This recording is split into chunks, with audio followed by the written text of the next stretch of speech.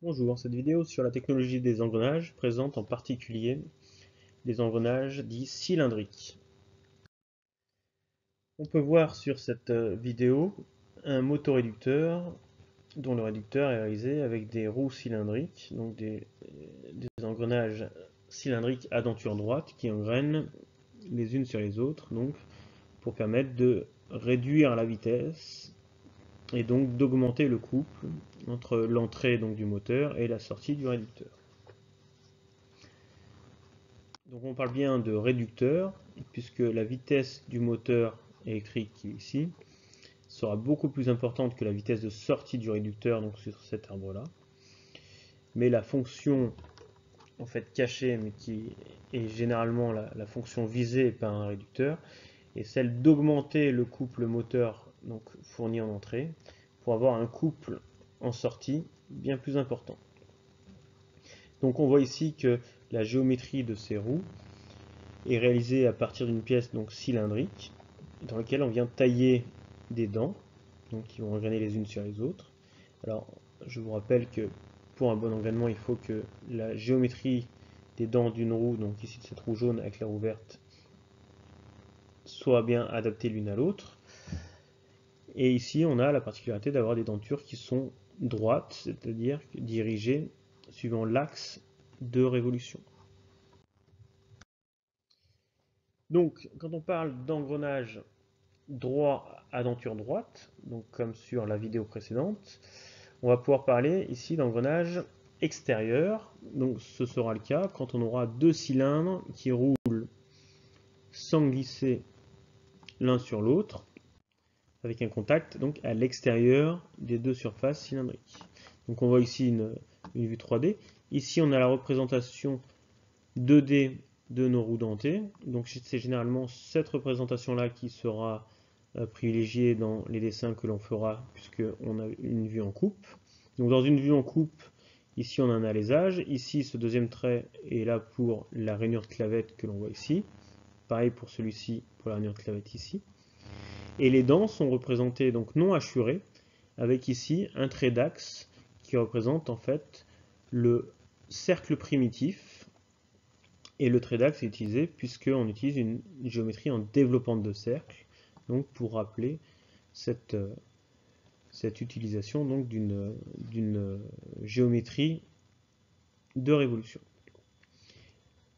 Donc on voit ici l'engrainement qui a lieu ici sur le cylindre primitif qui appartient à la fois à la roue et à la fois au pignon, puisqu'on voit ici un seul trait d'axe, donc qui est en fait la superposition des deux cylindres primitifs, donc du pignon et de la roue.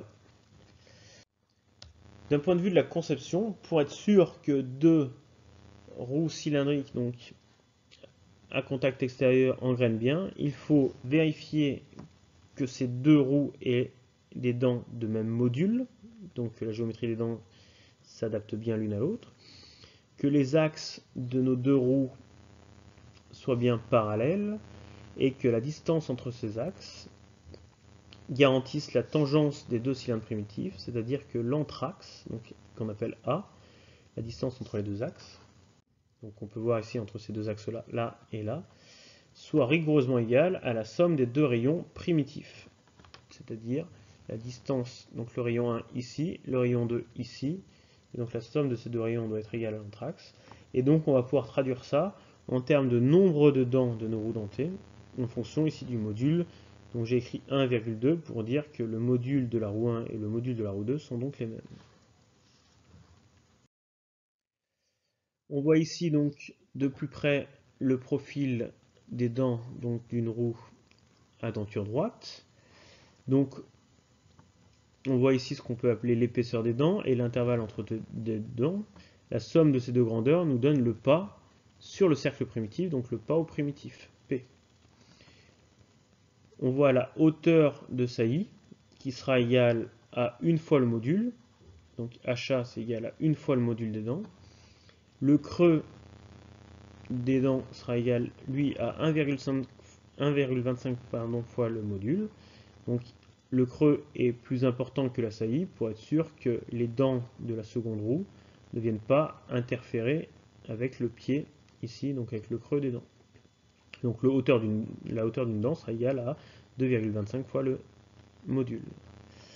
Il faut bien connaître le fait que le pas donc entre deux dents est égal au module fois pi. Le diamètre primitif d'une roue dentée est égal au module fois le nombre de dents. Donc l'anthrax sera défini comme vu précédemment. La largeur de la denture va dépendre en fait du couple à transmettre, donc des efforts encaissés par les dents. Et donc ça c'est du dimensionnement qui devra être choisi en fonction donc des efforts à transmettre. Généralement, on utilise un facteur K compris entre 6 et 10 fois le module. Donc on voit bien que l'ensemble de la géométrie de la dent dépend du module choisi de la dent. Donc plus le module sera important, plus les dents seront massives, plus le module sera petit, plus les dents seront petites.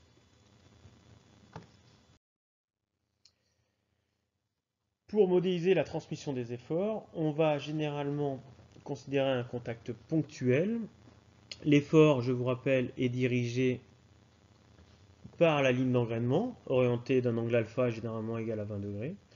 Et donc, on aura un effort qui sera tangentiel, qui est vraiment l'effort qu'on cherche à avoir pour transmettre le coup, et un effort radial, qui est donc issu de l'inclinaison de la droite d'engrainement.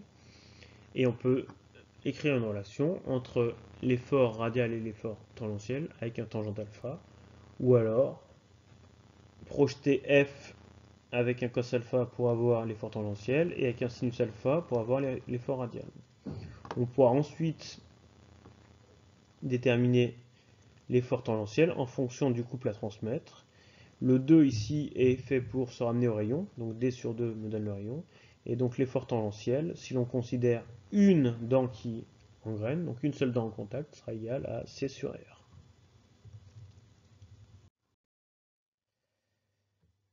Dans les roues cylindriques, on va aussi obtenir des systèmes que l'on appelle pignon-crémaillère, donc qui vont se comporter donc de la même façon que deux roues cylindriques qui engrainent l'une sur l'autre, mais avec une roue dentée qui aurait théoriquement un rayon infini et qui me donnerait cette crémaillère. L'idée est de transformer une rotation, donc la rotation de la roue, en une translation de la crémaillère. Donc c'est des systèmes qui sont utilisés donc pour transformer les mouvements, que l'on va pouvoir retrouver par exemple sur des systèmes de transmission de puissance et donc de propulsion de train en montagne, pour éviter le glissement. Et donc ça permet donc d'éviter à la roue de glisser sur la surface plane. Et on va avoir une géométrie pour la roue dentée qui sera la même que pour les roues dentées sur les engrenages classiques. Et avoir une géométrie sur la crémaillère qui sera un peu différente, puisque le rayon de base étant infini, on n'aura pas réellement un développement de cercle, mais un profil trapézoïdal. Les conditions de bon engrainement sont très proches de celles vues précédemment. Il faut bien le même module sur les deux familles de dents. Les axes doivent être parallèles. Et les cylindres entre guillemets primitifs doivent être bien tangents. C'est-à-dire que ici, la droite primitive de ma crémaillère doit être tangente au cercle primitif de mon pignon. Lorsque l'on a ce que l'on appelle des couronnes qui engrainent sur des pignons, c'est-à-dire un engrenage intérieur, donc un pignon qui est à l'intérieur d'une couronne dentée, le principe est le même. La principale différence est que les deux roues vont tourner dans le même sens. La géométrie des dents sera déterminée de la même façon. Et il faudra encore une fois que les cylindres primitifs soient tangents l'un par rapport à l'autre. Donc pour avoir le bon engrainement, il faut donc encore une fois avoir le même module sur les deux roues dentées. Les axes doivent encore une fois être parallèles. Et la tangente des cylindres primitifs se traduira par un anthrax, donc ici la distance O1, O2, qui sera égal au rayon de la couronne moins le rayon du pignon. Donc le rayon de la couronne, donc O2i, moins le rayon du pignon, donc O1i. Et donc une relation entre cet anthrax et le nombre de dents de la couronne et du pignon. Dans les engrenages droits, on va pouvoir avoir des roues dentées qui ne seront plus droites mais hélicoïdales. C'est-à-dire que l'on rajoute un angle entre la denture et l'axe de notre arbre. Ils seront représentés de la même façon sur un dessin normalisé que les dentures droites. Le principal intérêt est d'augmenter en fait le nombre de dents en contact pour diminuer les chocs et les vibrations. Et ce sont donc des engrenages qui vont permettre d'avoir une transmission moins bruyante. Typiquement sur une boîte de vitesse automobile, on utilise des dentures hélicoïdales pour toutes les vitesses, sauf pour la marche arrière où on utilise des dentures droites. Et d'ailleurs, sur un parking, à l'oreille, vous savez, vous êtes capable d'entendre une voiture qui recule, qui fera plus de bruit qu'une voiture qui avance, puisque la marche arrière est transmise par des dentures droites, alors que les marches avant sont transmises par des dentures hélicoïdales.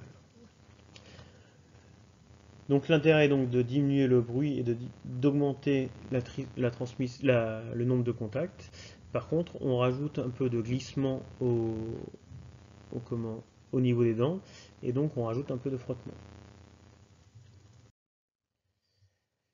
Donc pour la géométrie des dents, on va se retrouver sur quelque chose d'assez semblable à la denture droite. Il faudra seulement prendre en compte cet angle d'hélice bêta qui est généralement de l'ordre de 20 degrés et 30 degrés. Pour les relations générales, le diamètre primitif sera toujours égal au module nominal fois z.